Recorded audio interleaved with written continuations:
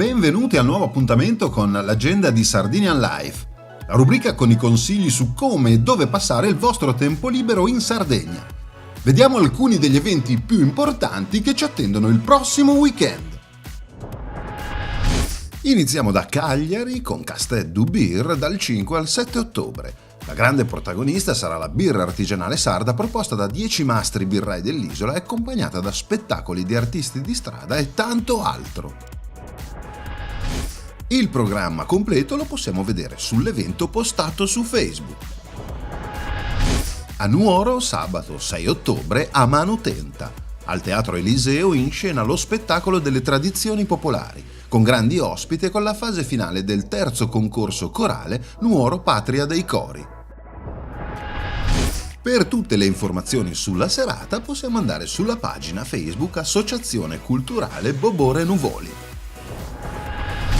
Dal 4 al 7 ottobre a Neoneli, Licanias. Le cornie di arte, letteratura, poesia, musica, cinema e ovviamente prelibatezze enogastronomiche in questo festival dedicato a culture e sapori dei paesaggi rurali.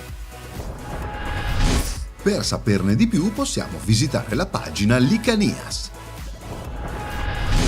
A Baunei dal 5 al 7 ottobre Ultra Trek Supramonte Seaside, una corsa tra lo scenario mozzafiato del Supramonte di Baunei, sui sentieri dei pastori, passando le mulattiere a picco sulle falesie tra mari e boschi e tanta roccia.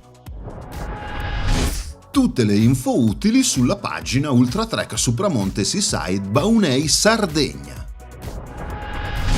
Il 6 e 7 ottobre a Dolianova, Dolia è una festa delle eccellenze del territorio tra degustazioni, stand, laboratori, rievocazioni storico-medievali e spettacoli. Sagra del surf a Capomannu il 6 e 7 ottobre, 2 giorni di festa all'insegna del surf e delle ricchezze del territorio, tra gare, arti culinarie, stand, musica e animazione. Tutte le info della 2 giorni le troviamo sulla pagina Facebook della manifestazione. Vi ricordo che tutti gli appuntamenti sono online sulla pagina Facebook di Sardinian Life. Se invece volete segnalare o promuovere il vostro evento in questa agenda, inviate una mail a info@sardinianlife.it.